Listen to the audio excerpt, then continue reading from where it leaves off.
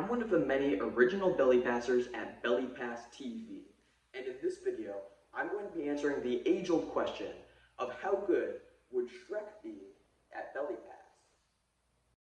Pass?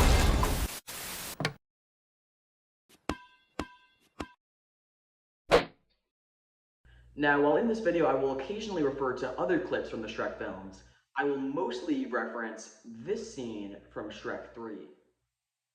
In this scene, Shrek is in the middle of a battle with a group of pirates, and when one pirate is sent flying towards him, Shrek does this.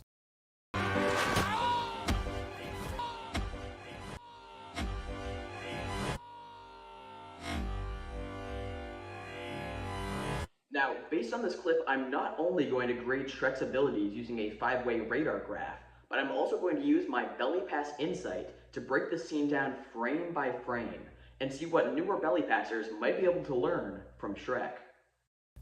The first thing you might notice about this scene is that Shrek doesn't actually catch the target of his belly pass like in most belly passing moves, but instead repulses his opponent without taking hold of and aligning him. While it might not seem like it to a casual belly pass enjoyer, this is actually a real and potentially effective move known as a pelvis parry, or just parry for short, in which a passer thrusts the ball as it approaches them and throws their arms back in a closed fist instead of catching it to add power. So now that we know what move Shrek is performing, we can analyze the scene to determine how good Shrek would be at Belly Pass, and visualize it using a 5-way radar chart with scales from 1 to 10 on each of the Belly Pass keys: strength, speed, endurance, perception, and accuracy. Now, if I wanted to, I could also grade Shrek on other Belly Pass abilities like finesse or range, but I plan to stick with the main 5, since a lack of finesse can't realistically cost you in a well-calculated thrust-off, and because a thrust distance is largely a byproduct of its strength. In this scene, I immediately notice that Shrek has incredibly good form and clearly assumes the parrying position, raising his arms and clenching his fists. The speed at which he does this is also impressive on a competitive level, in that if your arms are raised for a parry before your opponent strikes, they may realize what you are doing and aim further from your torso, making the ability to assume the position faster and seemingly subconsciously a supreme advantage. He also uses the precisely correct area of his stomach and pelvis to hit his target, as despite the official Shrek 3 script suggesting that the pirate bounces off Shrek's belly, the actual location of impact is more accurately across his lower stomach to upper pelvis, in between which is typically the ideal thrusting location to achieve maximum force and propulsion in Belly Pass, although the sheer rotundness of his stomach certainly contributes enough to the bounciness of his pass anyway.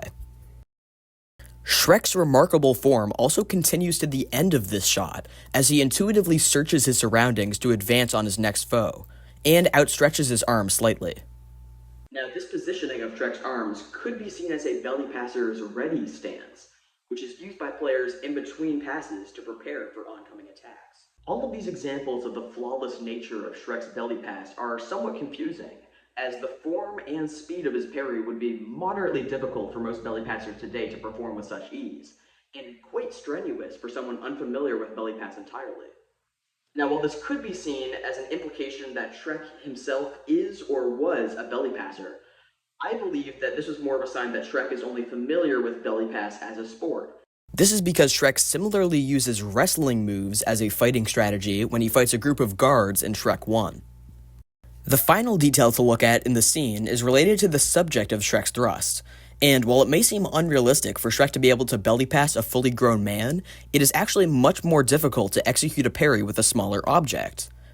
This is because to perform a pelvis parry, players must thrust forward at the exact moment the target reaches their body, and doing so with a larger target allows for more surface area and less room for error. This is why one of the best ways for newer belly passers to start practicing parrying is with a much larger target, such as a beach ball or a yoga ball. So now that we've seen all of the belly pass insight in this shot, I'm going to grade Shrek's belly pass abilities based on the scene, as well as fill in the gaps with some other moments we've seen Shrek in, combined with educated speculation. The first of the 5 belly pass keys is strength, and I'm going to give Shrek a solid 9 out of 10. This is because he clearly shows across his films to be very strong, and sends the pirate decently far from his parry. However, I still think that Shrek could improve on the strength of his thrust, as it seems like most of the force is coming from the propulsion of his stomach, rather than the velocity of the thrust itself. The second key is speed, which Shrek is also fairly good with.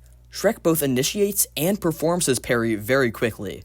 However, Shrek is around 7 feet tall, which could put him at a natural disadvantage when it comes to his speed due to the added difficulty to catch a smaller ball within a standard belly pass court. Because of this, I'm going to give Shrek an 8 out of 10, since I wouldn't be surprised if his size could put him at a disadvantage when it comes to defensive speed. The third key is endurance, which Shrek has for sure mastered. After his initial belly pass, he manages to go the rest of the fight without breaking a sweat, including doing a backflip mid-air. Based on this, I have no choice but to give Shrek a 10 out of 10 when it comes to endurance.